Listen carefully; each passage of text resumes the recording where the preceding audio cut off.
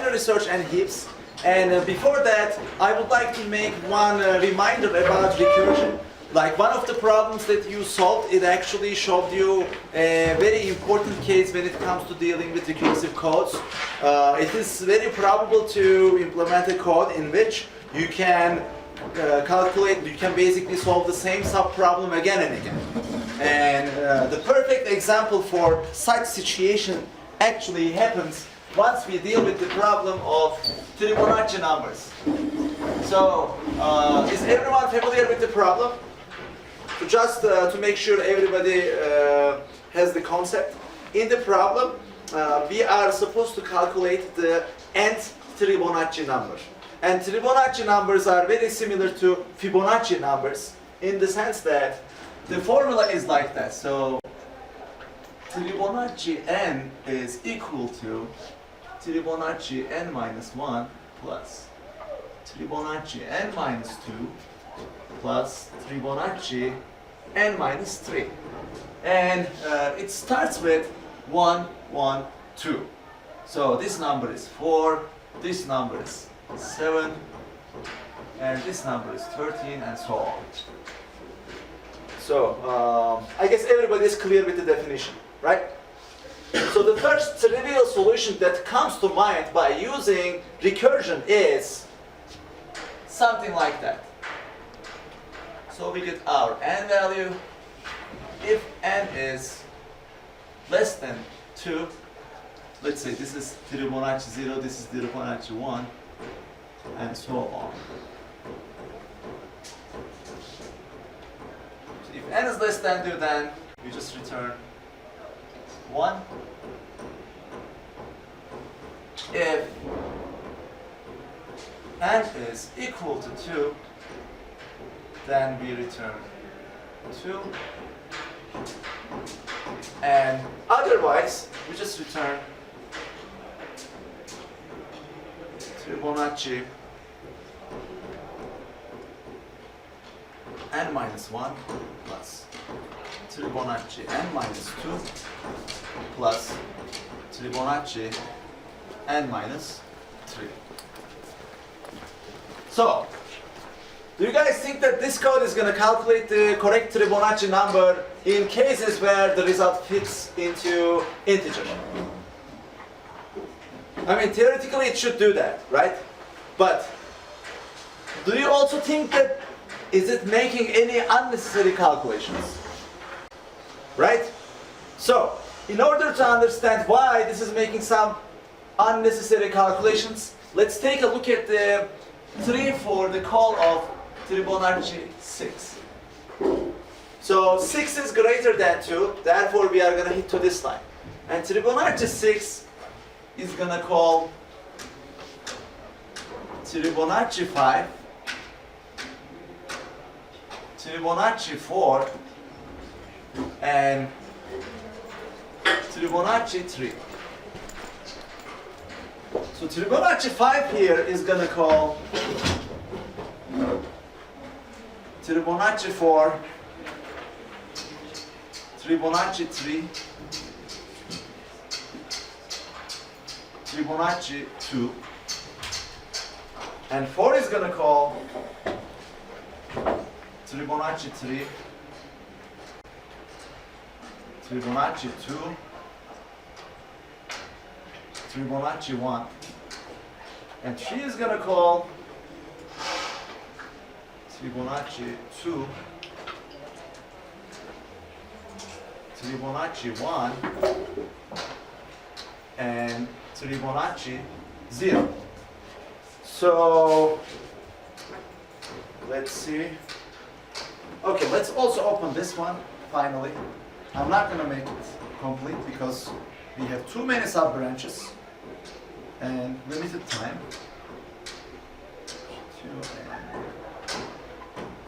Fibonacci 1.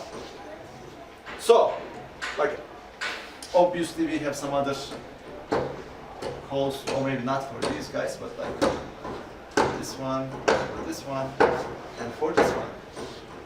But like one thing you see here is we have the same element appearing multiple times in our tree. So if we look at how many times we are actually calculating Fibonacci tree, like the first calculation is here, the second one is here, the third one is here, the fourth one is here. So we basically solve the same sub-problem again and again.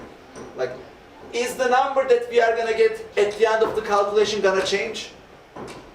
No. Like, if we calculate Fibonacci tree, we will always get the same result. However, since we do not do anything about this usage of the same sub-problem solution again and again, it's going to be recalculated again and again. And this is very inefficient, and this is something that we want to avoid. And there is a very simple way that we can avoid this in our such recursive implementations. And the technique is called memoization. And the idea is, basically, once we calculate the result, we just save it to an array or list or vector, whatever. And then whenever we are looking to calculate a new value, we first check whether the result was already calculated, whether that sub-problem was already solved before. And if that was the case, then we directly return the result. And if not, we calculate it, because it's the first time we face with the sub-problem. So if we apply this idea here, what we are going to do is, instead of returning the result as we calculate, we are going to save it. Let's say we are going to put it in our result array. And we are going to say the nth element of this array is going to be equal to this calculated value. And in the end, we are going to return our results. I mean, you can also do it in one line. It's just I don't want to have super long line right now. That's why I write it like this. So, if we do this, do you think that it's going to be enough? No. Now we are saving it, but we are not checking whether the value that we are about to calculate, the sub-problem that we are about to solve, is solved before or not. That's why we need to insert here a check for that, which is if res n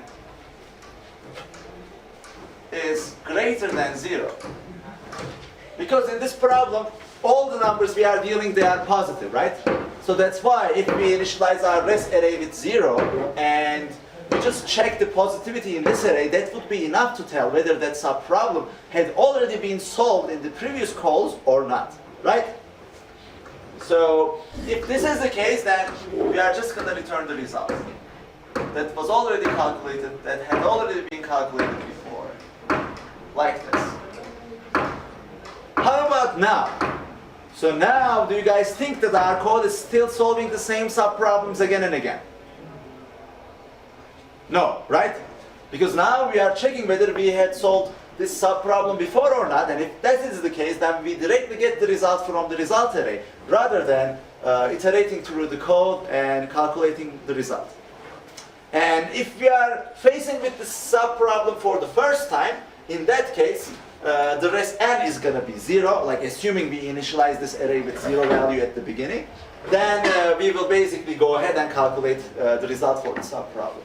So this way, instead of making all these subcalls, let's say Fibonacci 4 was calculated here for the first time, then we are not going to have any of these subcalls anymore. Like basically, this call directly is going to return res 4, because it was already calculated here. So is everyone clear with the idea of memoization? And you can see how useful it can be, right? Because without that, since you're solving the same sub-problem again and again, it's very likely that you're going to get time limit exceeded. And you're going to be doing a lot of inefficient calculations, basically. Unnecessary calculations. But with the help of memoization, we can do that. Okay, so any questions about memoization up to this point so far? No questions? Things are clear? Perfect. All right, in that case, let's continue with our new topics. So, the first one is binary search, and we had already covered binary search trees. If you remember, I gave you one homework after that lecture. So, like with hash maps, for example, we can easily, or like with hash sets, we can easily keep track of what values appeared in a given stream and say, okay, whether this value exists or not. Because that was the purpose that we used binary search tree right after implementing it, if you remember. Like basically we were checking whether this value exists or not, and we were checking the value that we are looking for like against the value in the root, and if our value is greater than root's value, then we were going to the right subtree. And if our value was smaller or equal to the root's, or smaller to the root's value, we were going to the left subtree. And if it was equal, then we were returning true. So, and we, like, assuming our binary search tree is not very well balanced, the worst case can go up to n for such search, right? Like, assuming like we have everything in sorted manner, and then we insert them all in our binary search tree, so we have something like a linked list. And if we are looking for the latest element, then we have to iterate through the whole list. And this was inefficient. And at the same time, we said for the same problem, we can actually use like hash sets. We can put things into the set and then check whether a given element was already included in the set or not. And we can do this operation, like the queries, in constant time. Then what is the advantage of using binary search tree? Like, is there a place that we cannot directly apply our hash set algorithm, and actually we may be in need of using binary search? So did anyone make a research about that? Did anyone do the homework? Nobody? Okay, so please next time, let's have at least one guy who does the homework. So, let's think about it. Let's say our problem is not about finding whether a given element exists in our array or not. Let's say instead of this, our task is to find the closest element to a given element. So in that case, would hash set be useful for us? Like, what can we query with hash sets? Right?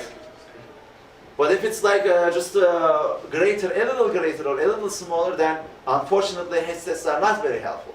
So that's why, like, there are some applications where we are not looking for exact match, but we are looking for a value that is like very close, or like the closest value for a given element. And for such applications, actually, binary search is such a powerful tool, and as well as binary search trees. So today, we are going to be looking into what binary search is and how we can apply it on arrays.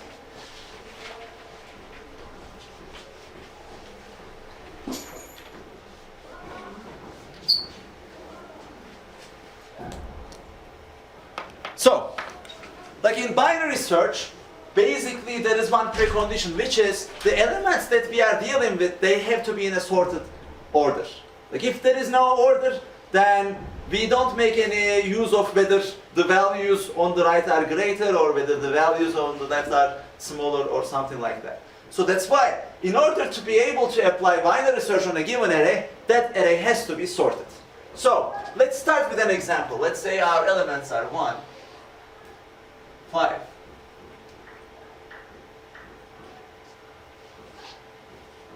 11, 15, 28, 47, 99. Let's add one more, 101. Okay. So, if we are searching an element, or like, let's say we are searching an, let's say our query is a number x, and we are looking to find the number that is closest to x. So what we are doing is, we start from the middle. And here, there is no element in the middle, right? So that's why by your implementation, you're going to either choose this guy or this guy. Let's say this is our middle guy. And then we check the value that we have in hand in the array versus the value that we are looking for. Let's say we are looking for 95. Is 95 greater than 50? Yes. In that case, is there a point for looking elements that are on the left side of this point? we know that they are all smaller than the value that we are dealing with. So there is no chance that they are going to be closer to 95 than 50, right? So that's why at this point we check our distance. Like let's say we are going to keep track of the best value. And the distance right now between 15 and 95 is 80, right? So since we didn't have any best value before, 15 is going to be our best value, the closest value that we found to our queried element x so far. And now that we know all these elements cannot be closer to the number we are looking for, which is 95, than 50, there is no point looking on this side of the array anymore. So, moving forward, what we do is, we are focusing on the right half. And then we actually apply the same algorithm, the exact logic again. So, now what is my array size? 5. This time, my middle number is 47. So, I do the same comparison. Is 47 smaller than the value that we are looking for? Yes. Therefore, we are focusing to the right side of the array. So there is no point the elements on the left, which are 15 and 28, can be closer to our requested value, which is 95. And the second check that we are doing is 47 closer to 95 than 50. The answer is yes. So we update our best value to 47. And now we are focusing our effort to the right side.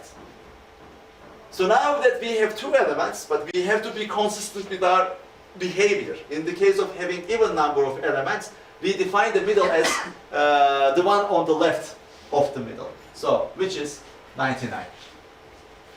So what I do is, I check whether 99 is greater than our requested value or not. It is greater. So at this point, is there a point to going to the right of 99? No. And I check whether 99 is closer to the requested element from the best value that I found so far. And 99 is actually closer than 47. That's why I update my best value as 99.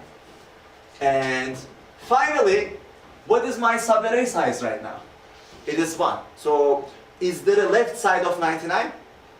No. That's why at this point, I can confidently return the result that I have in the best value field. This is going to be the closest element in our array to the requested value. So, is everyone clear with the logic? And as you see, actually there is an application where the method can be useful over hash sets. Because if we are not looking for exact match, in that case, hash set is not going to be useful for us. And binary search can actually do way better job. So, now let's look at our time and space complexity. How much of an additional extra space we used here? O1, right? Constant time. We didn't get any arrays with size or n or anything. So, how much of initialization cost do we have to apply binary search? What's that? If it's sorted, nothing. But if it's not sorted, first we have to sort, right? And depending on which sorting algorithm we use, the complexity can change. But like what I'm underlying is, if the given array is not sorted, then we have to sort it to be able to apply binary search over it, okay? So it's something to keep in mind. And when we are looking for the element, what is the time complexity that we get for each query? O1. O1? Yeah. Why? For each query being each time we loop, or for each... For each query meaning each x value. Oh, in that case, log n. Log n, right? Because every time we are making a comparison between one element in our array with the requested value, we basically get rid of half of the array from the lookup, right? Because if the value we are looking for is greater than what we are checking right now, then we are going to focus on only the right side of the array. We know that all the elements on the left side are further than the requested value, and vice versa. So that's why every time basically we are dividing our solution space by half.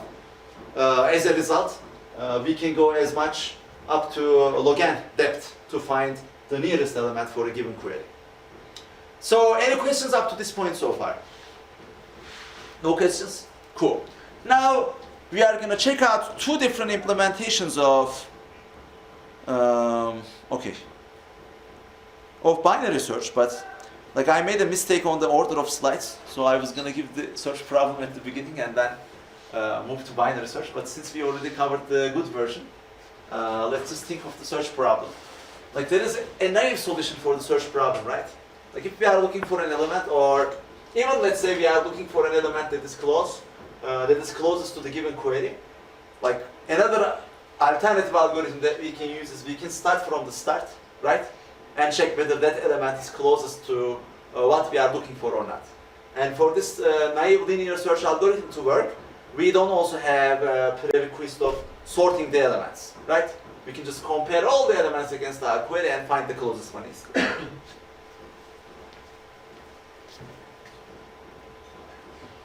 Okay, so in order to make it very clear, let's also take a look at this example.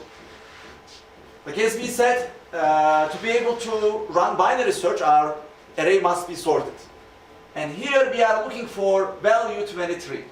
And we start from the middle, it is 16, therefore we go to the right. We know that 23 is greater, so it has to be in the second half. And the remaining elements are from 23 to 91. And since we have 5 elements, the middle is 56. And since it is greater than 23, this time we are focusing to the left half. And now we have 2 elements, and in case of having even numbers, it was checking the one that is left to the middle. So we are basically checking whether 23 is equal to 23, and which is true, that's why we are returning the result. So that's just another example of binary search. Now let's take a look at the code. So, like we get the numbers, we get left, right, and the x value that we are looking for. So for this one, instead of looking for the closest one, it is just checking the exact check. But obviously you know how you can modify the method. So the first thing that we should be careful with is the definition of the middle. Like you can either represent it like this, basically in order to get the middle of a given subarray that starts at L and that ends at R, you can just sum them and then divide it by 2, right? Like you have 2 numbers, how would you get the average? This is how you get the average, right? An average gives you the middle. So that's why this formula works. And after that, obviously, we are just going into our sub-problems. Like if the element is equal, then we just return it. And if it's not equal, and if it's greater, we are looking to the right side. One thing that we should be careful with here is, like the element we are checking is greater than the query, right? So is there a point to check our element again? Is there a point to include the element that we are on again in our search in the next step? No, because it's not equal, right? So that's why we have mid minus 1 here. So basically it's not just half of the array, but as well as the middle element that we are checking. If there is no equality, we can also get rid of that. When we are going into the left side, we are literally going to the left side. Like we do not include the middle element, okay? So likewise, if that's not the case, if we have to go to the right side, again, there is no point in including middle because it's not equal. So like that's one thing that you can be careful with. And in the end, if we couldn't get any results up to this point, it means we couldn't find our element.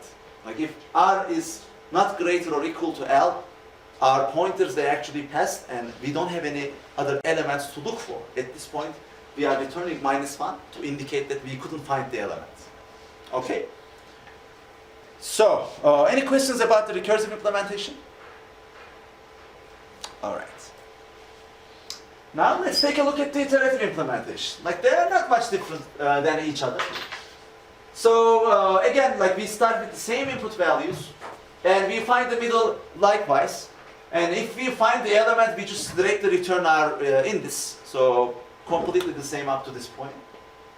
So the only difference is, instead of making the recursive calls, we just update our current left and right value, and then we keep iterating with the help of the while loop. So, like in terms of performance, I don't think there is going to be a very big difference, because even if we are using the call stack in the recursive version, since our complexity is log n, we are not going to introduce too many elements into the call stack. So this implementation is going to work faster. The iterative implementation is going to work faster than the recursive one, but it's not going to affect your runtime that much, because we are not putting too many elements to our call stack. Like in the case of, for example, Fibonacci, maybe it might make sense to implement it iteratively, because like basically we are making 3 calls for each, so at least it's going to be ON, right? Let's say we were making only 1 call for each sub-problem. It was going to be ON, like we were going to be adding n elements to our call stack. But here we are adding log n elements. That's why the difference is going to be less. Okay. And I already add these questions to the sheet as well, so you can start working on them through the progress sheet. And there are actually too many different applications of binary search. Like we can actually add more problems after you guys are done with this. Like it's a concept that can make your job easier in many different problems. And sometimes like one problem can actually have multiple steps, and one of the steps can be applying binary search. So like if you are dealing with sorted numbers, or if you are making some queries to find an element that is close to what you have in hand or something, it is always good to think about binary search. It can be handy. And the second topic that we are going to cover today is heaps. And we will start with binary heaps. Actually, we are going to end there. We are not going to go to more complicated heaps. And heaps are also very useful data structures, and it is very probable to get some questions in the programming interviews about heaps. Like it's not a super advanced topic that is not excluded. So there are a lot of questions which can be solved by heaps and which are frequently asked in software engineering interviews. So let's look at the properties of a binary min heap. Like it's a complete tree. Do you guys remember the definition of the complete tree? So in the complete tree, we didn't skip any of the nodes up until the last layer. Meaning, like this is a binary tree, right? Everybody has left and right. So this is a full binary tree. Like in the full binary tree, like we have all the nodes, right? And in the complete binary tree, imagine you can only delete nodes in the last level, starting from right to the left. This would be a complete tree. This would be a complete tree. But this wouldn't be a complete tree. Okay? So, the first property is it's a complete tree, like this. And the second property is each node is smaller than or equal to its children. So, if we put together these two information, actually we don't even have to consider the first information. If each node is smaller than or equal to its children, where do you expect to have the minimum value in this tree? At the top, right? The minimum value is going to be at the root. Because if that wasn't the case, then let's say it was inside, it was here, actually this guy was going to be greater than its child, right? So that wouldn't work. Meaning the minimum element cannot have parent under given circumstances. So that's why in a min heap we have the minimum value at the top. So I guess like it might be very trivial to convert the min heap into max heap, right? So if we say instead of each node is smaller than or equal to its children, each node is going to be greater or equal to its children, then we will have a max heap. So depending on your application, depending on the problem that you are dealing with, you can either use min heap or max heap. Depends which value you are looking for. So, Now let's take a look on this example. 1 is smaller than 3 and 6. 3 is smaller than 5 and 9, and 6 is smaller than 8. So, also, it is a complete tree.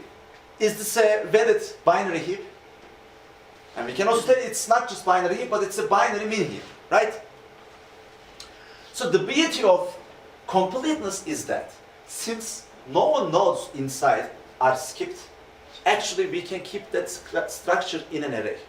Like we don't have to build nodes and then left, right, deal with pointers. No need for that. We can completely represent everything in an array. So let's do an exercise about it.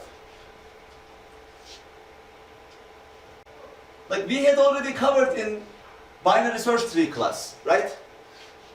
Because it wasn't about binary search, but it was about binary trees. And then we were dealing with complete trees. We were saying you can easily represent them in an array. But let's just remember how it was working.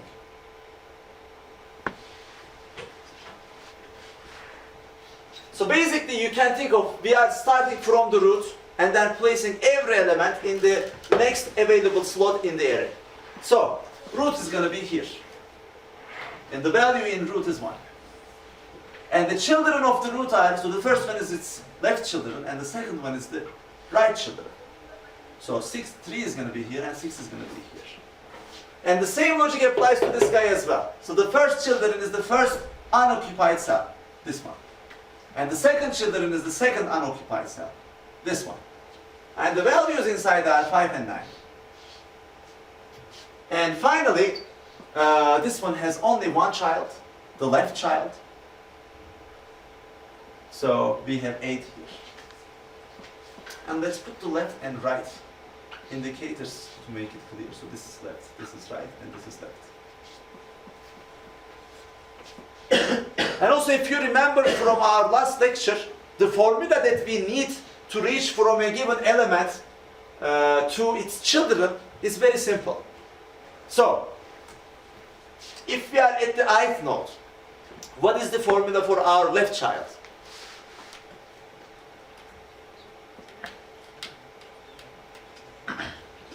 Two I plus 1? Yes. 2i plus 1 is 1, 2i plus 1 is 3. And let's say we had one more child here. It was going to be 7. This is 6 and this was going to be 7. 2i plus 1 is our left child. And how about our right child? 2i plus 2 is our right child, right? Assuming we start our numbering from 0. You can start from 0, you can start from 1, but you got to keep track of which one you start from. And you should be consistent in your implementation. Doesn't matter, no preference over 0 to 1.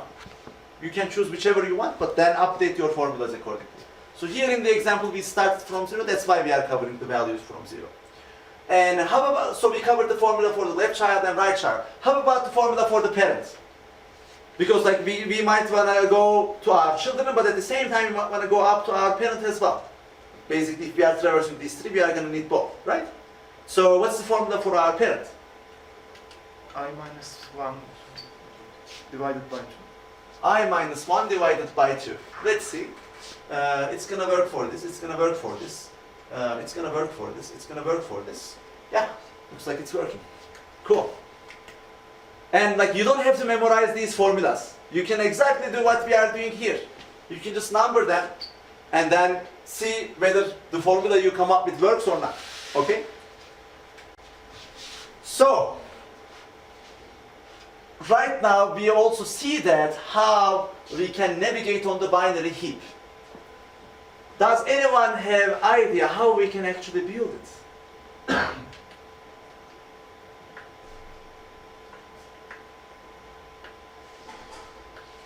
Start thinking about it, we are going to get there in a minute. Before heap operations, we are going to talk about different applications of heap. So, let's say we have this structure. Heap is implemented, all the elements of an array are inserted to the heap. How we can sort these elements with the help of heap? Does anyone have any idea?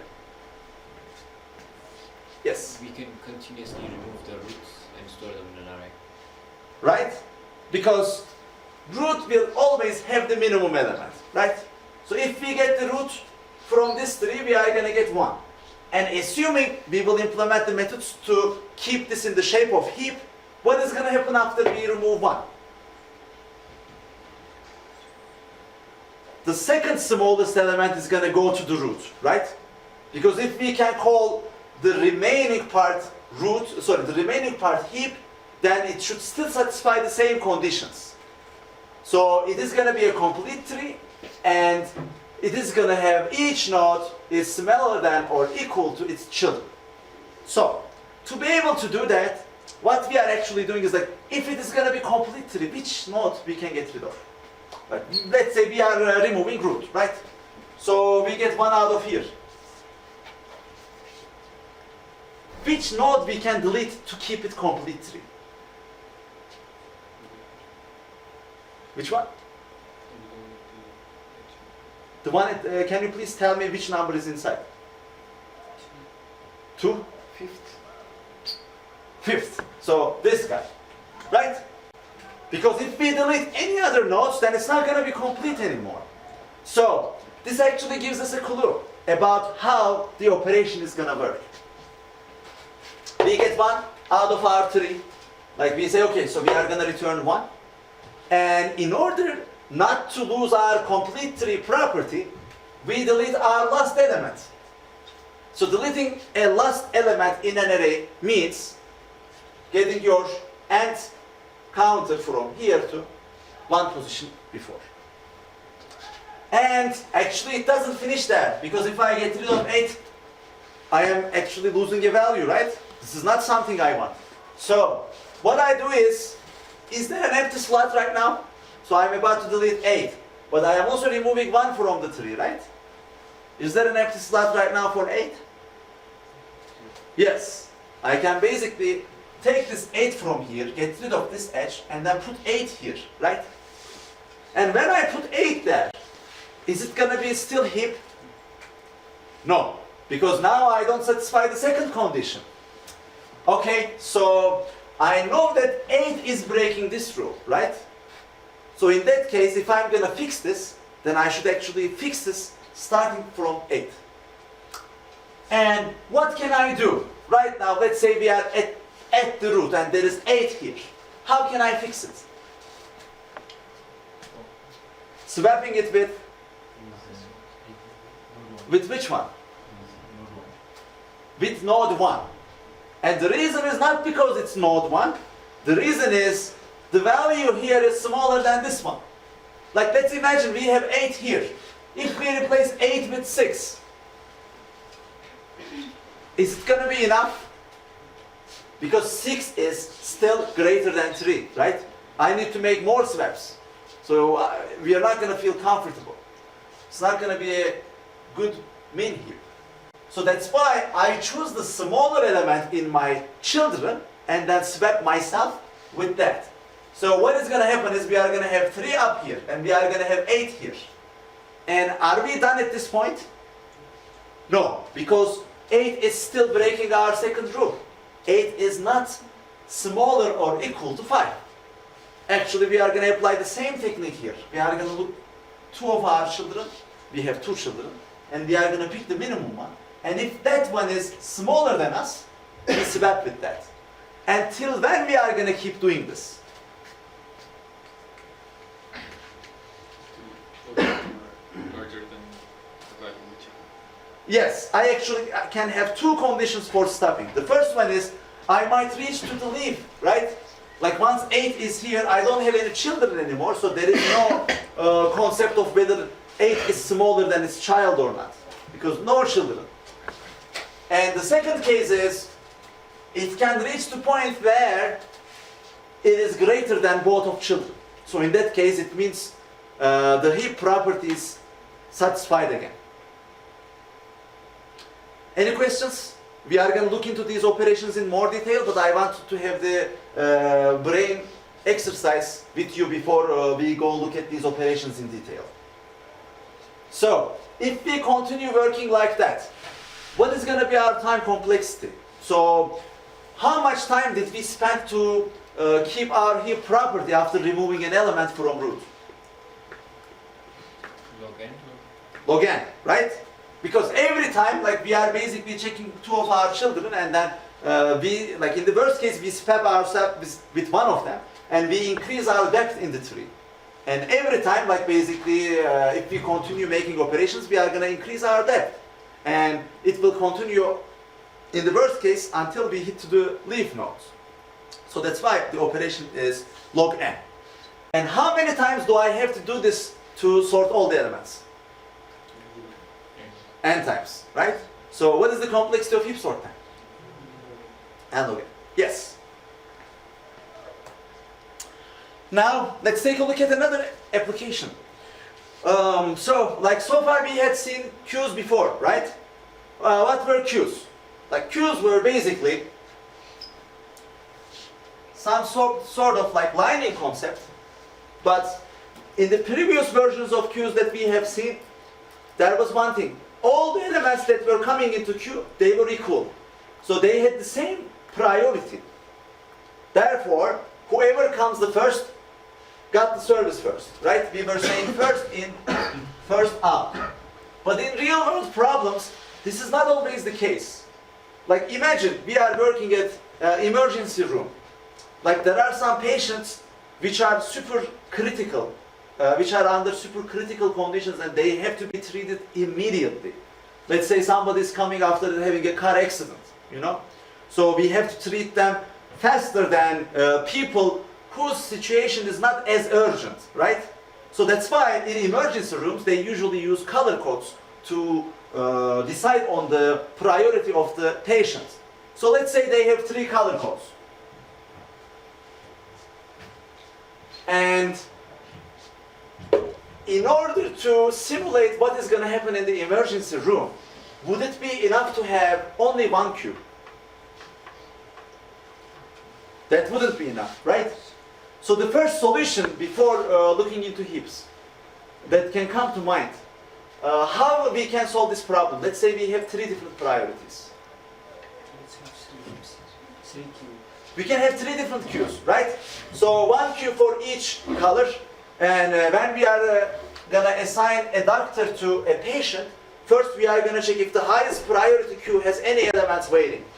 And if not, then we are gonna go to the previous one, and if that's not the case, then we are gonna go to the least important one, these prior ones. So that would be a working solution, yes. If we know how many different priority levels we are gonna have, then it could work. But imagine a scenario where, like, you are, instead of simulating an emergency room, you are simulating tasks that are going to be run on the cloud, and each task has different priority. And their priority levels can be between 1 and 1 million. Are we going to have 1 million queue? It's not going to be the best solution, right? But what can we do in that case? What kind of solution we can use? Like we can actually use heaps for that purpose. Like if we insert things with their priority to heap, then heap can actually help us to find who is the earliest and who has the highest priority. Or we can actually define the priority concept in a way that it will also include the earliness. So therefore, just by looking at priority, we can find which is the next task that has to be handled, or which is the next patient that has to be queued. So heaps, they can directly work as priority queues. Because in the normal queues, whenever an element comes in, there is no way it can pass the ones that are above, right? That are before. It has to wait for all of them. But in priority queue, in heap, that doesn't have to be the case. Like if we insert an element from the bottom with very high priority, then just by comparing whether this guy has higher priority than his parent, we can take him up. And then if that is still the case, we can take him up. And this way we can keep going up to the root if it's gonna have the highest priority. Okay? So now, are you guys clear with how we can use heaps as priority queues? Cool. And once we cover all the heap operations, it's gonna be more clear. And some other applications of heap are like shortest path. Like that's one of the advanced graph algorithms we are gonna see. I mean, it's not that of an advanced algorithm, but we are not going to cover in the first part of graph traversal algorithms. In the second part, we will cover short span. Likewise, minimum spanning tree. So for solving these two problems, using heaps, they can be very handy. I'm not going to go into details yet. We are going to cover them in the course in the future. But if you are curious, if you want to get a feel of how these problems are and how heaps can be used for solving them, feel free to take a look. I'm pretty sure you can find a lot of stuff online. So, now let's focus on how we can run some important operations on heap. So, let's have an example here. Let's say we have a mini heap and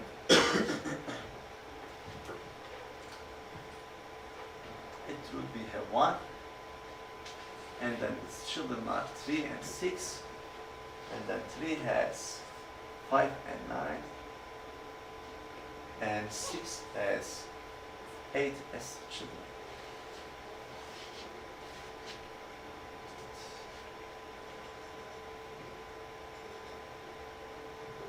Okay.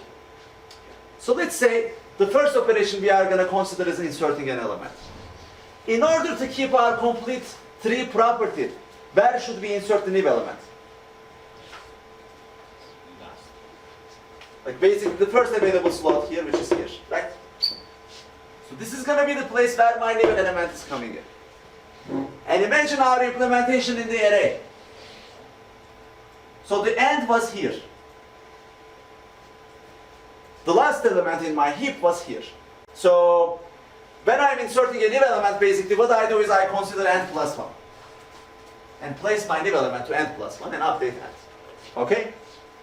So, now after inserting, let's say 2, what is going to happen? So, before this, do we know that the rest is a heap? Yes. Like that's the assumption that we are working under. We are going to come to point where how we can make a given array heap. But right now we are working with the assumption that the rest is a heap. And when I insert a new element, who can be breaking the rule right now? New element. These guys, right? The new element and its parent. And if that is the case, which is the case here, because 6 is not smaller than 2, what I'm going to do is I'm just going to swap them. So 6 is going to come down to here, and 2 is going to go up here. So at this point, who can be breaking the rule? Again, if there is an element that is breaking the rule, it can be this one. It may or may not break the rule, but we don't have any other usual suspects. We're just going to take a look at this guy and its parent, and if they are in the right order, then it means we are heap again. If not, we need to apply the swap operation until we get to the point where the new element is greater than its parent. So, then what is going to be my time complexity for the insert operation? It's going to be log n, right? We start from the last level, and in the worst case, we are going one level up at each step. And this can happen until we hit to the root. And we have log n levels in our tree. That's why the time complexity of insertion into heap is log n. And the second operation that we are going to consider is removing an element. And actually the removal does not have to happen from the root. Like we already considered the case where we are removing things from the root, right? So now to make it more clear, let's do it again. Let's say we are removing root. So we are going to output 1. And in order to keep our heap property, obviously we have to get rid of this node. And what we are doing is we are getting the value here. And then we put it into root, and then we delete our last node. So deleting the last node in, we placed, okay. So let's also apply the operation here. So it was 1, and the right child is 2, and 6 was here.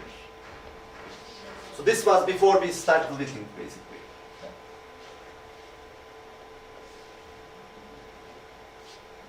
So now my new end is here. I'm supposed to show that. And at this point, when I want to remove 1, Like I output it, and then I get the last element, and then I place it into the root. So here this 6 is taken into here.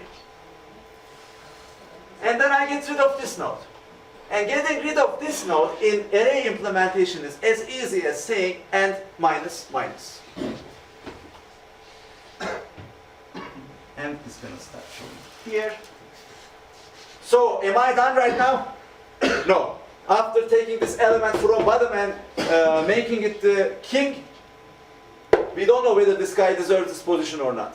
So what we are going to do is we are going to check him against its children. And we are going to find the smallest children, which is the one on the right. And then we are going to swap them. 2 is going to come up here and 6 is going to come here.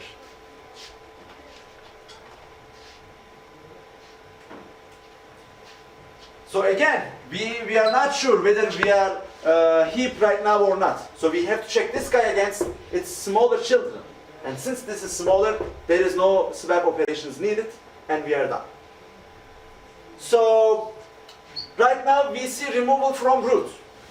What if we remove an element from a random position in the heap? Let's say we are going to remove this guy, 3. How can it work? Actually, the logic is going to be completely the same. We are going to get the latest element, like we are outputting this guy. Let's say we output 3. And then we get the latest element, we remove that node, and then we place the latest value into the node that we want to remove the element of. And after that, obviously, we have to apply again our check. Because now this guy might be greater than one of its children, or maybe both of its children. That's why we compare it against the smaller of its children, and since it is greater than the smaller of its children, we apply the swap operation, and 5 comes here, 8 comes here. So is everyone clear with removal of the root as well as removal from a random position in the heap? And our time complexity is going to be, again, O log n, right? Because what we do is we remove the last node, it is O1, and then we copy it to either root, like in the worst case it's going to go to the root, if we are deleting root. And then we keep checking whether we are heap or not by looking the value of the element that we are dealing with versus its children. And if it is greater than the smaller children, then we apply the swap operation, we have to do the check again. And in the worst case, the node is going to go to the top and then it's going to go back to the latest level again. So the operation is going to take log n time. Okay? So now we are also done with remove. The next operation is modify, and actually modify is not much different than removal. Like once we are removing, we are getting rid of the last guy. And if we are just modifying, then actually we need to make the check 2 ways. That's something that we should be careful with. Let's say we replace 5 with 1. In that case, now this guy can be greater than the smaller kid. That's not the case here. Or it can be smaller than the parent. So that's why we have to do the check both ways. And if it has to move in one direction, then we are going to make it move in that direction. So in this example, it's going to be like this. And again, like at each step, we can either go up once or we can either go down once. And if we are going up, we will always be going up. If we are going down, we will always be going down. And in the worst case, we can do this operation log n time. Because if we hit to the root or if we hit to the leaves, that's going to be our worst case. And it's going to take log n time to get there. And get min, since we have the min heap. How much time is it going to get? Oh, one, right? It's just waiting in the root. It's very easy. What if we have max heap and we want to implement get min? How much time would it take? O? O log n. Why?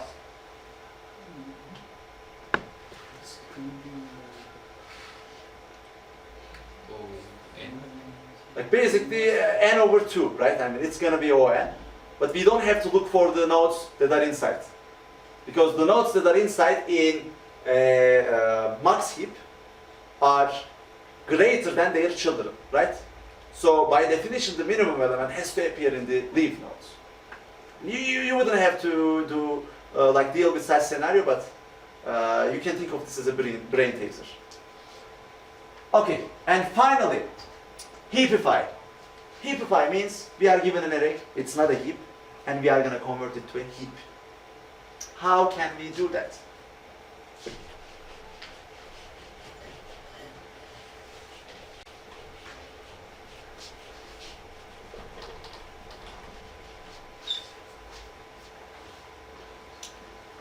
Let's say the elements we are given are these guys. 1, 5, 11, 15, 28, 47, 99, 101.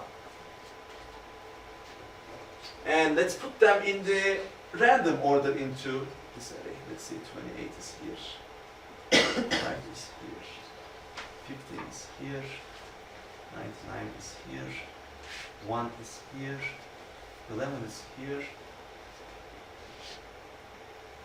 47 is here, 101 is here. And I want to make this a max heap. Did I forget any elements? No, we had 8 and we have 8 elements here. Okay. So, let's say I want to make this max heap. In that case, which nodes should I check whether they are breaking heap property or not? Like basically our definition, let's go back to our definition. Our definition says for min heap each node is smaller than or equal to its children. And for the max heap it's going to be each node is greater than or equal to its children. It actually means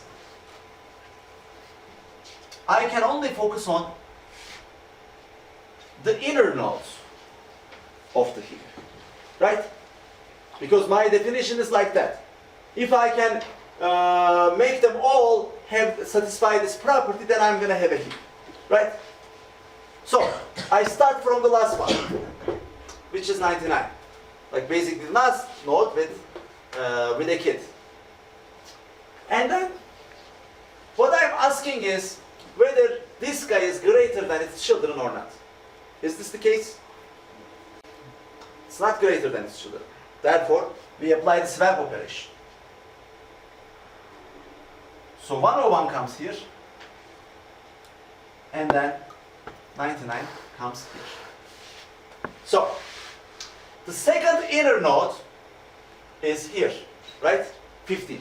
Like I am going back. I started from the latest node, which has children. Like imagine this was stored in an array.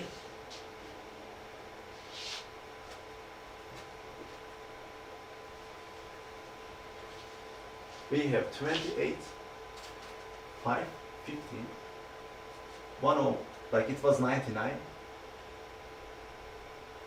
1, 11, 47, and 101. Initially it was like this, right? Let's go back to the beginning. This was 101, and this was 99. So first off, how am I going to decide like what is the last node that has at least one children?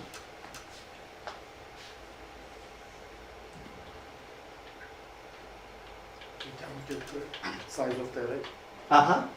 and then minus 1 divided by 2. Which is actually the parent of the last element, right? If I'm looking the latest parent actually is the parent of the latest leaf, which is the last element. So the parent of this is the formula that you said, which is position minus 1 over 2 is going to give us the parent. And which is here. 0, 1, 2, 3, 4, 5, 6, 7. 7 minus 1 over 2 is 3. So it actually points us here. So this is our last parent. Last parent. And then we start from this guy and we say, hey, am I greater than my children or not? That's not the case. Therefore, we apply the swap operation. So this becomes 99, this becomes 101. Because I'm trying to build a max heap. And let's apply the same operation here. This becomes 99, this becomes 101. So, what I do is, okay, so right right now this guy satisfies my condition, right? And if I can make it so that all the inner nodes satisfy the condition, am I going to have a heap? Yes, right? So that's why I keep moving to the left. So this guy now, it satisfies my condition. So now let's take a look at the second one. 15. Is 15 greater than the greatest of its children? No. Therefore, we apply the swap operation between 15 and the greater of its children. 47 and 50. So here, 47 comes here, and 15 goes here. We have the swap between these two. And now, can I tell that 47 also satisfies our condition? Right? Because we checked with the children, and then now it satisfies. So I keep going back in my array. Now I'm dealing with 5. Is 5 greater than or equal to the greatest of its children? No. Therefore, we apply the swap operation. 101 comes here, and then 5 goes here. And the same here.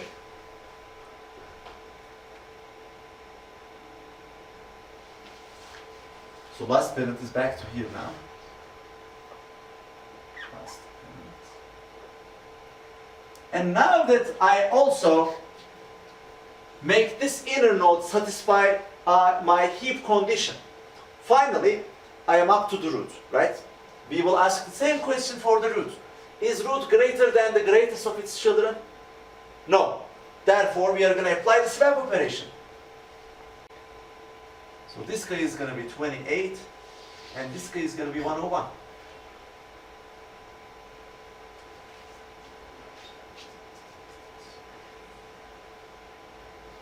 Wait, what happened here? How?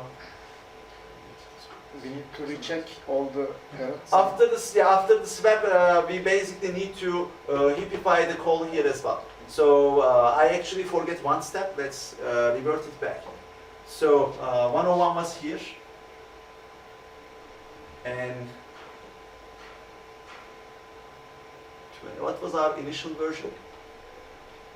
This was 28 and this was 5. It was like this, right? Yes. Okay.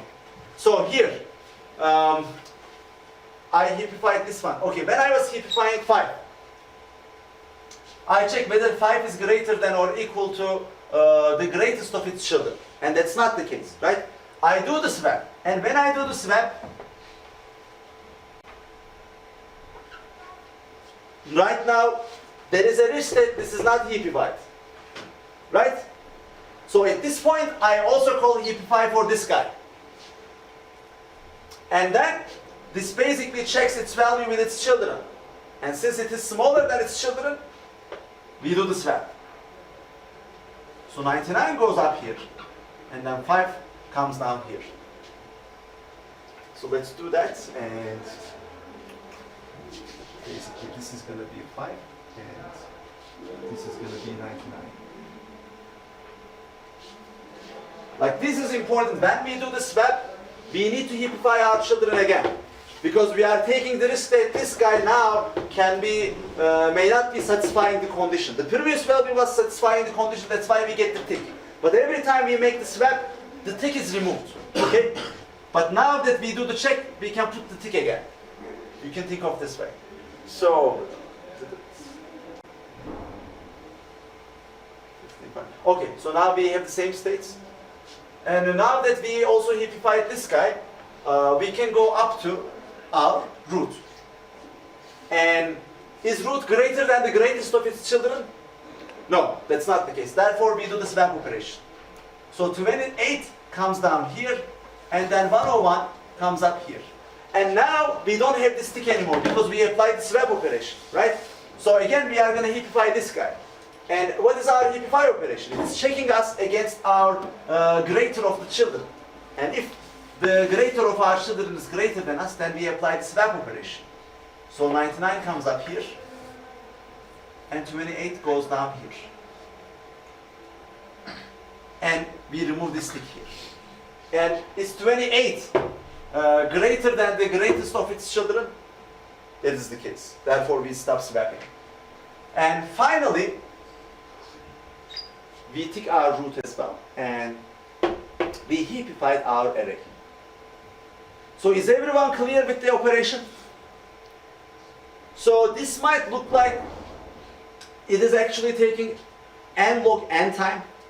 Like basically when we are applying the heapify operation for a node, it can go, like in the worst case, it's going to go up to the root, right? So it's going to take log n time. But actually we are not applying this operation for n time. We are applying it for n over 2 time. What was our start position? It was the first parent, right? We didn't start from the leaf nodes.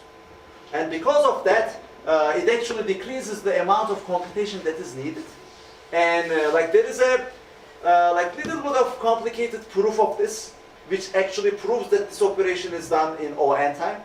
If you guys want to take a look, you can search it online and find the proof.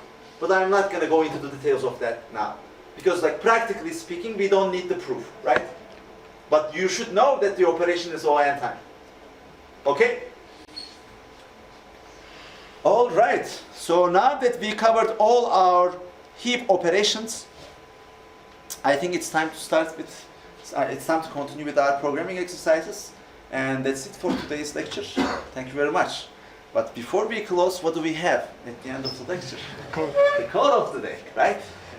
And today's code is coming from a guy called Albert Hubbard. I don't know who he is, but his code is good. The greatest mistake you can make in life is to be continually fearing you will make one.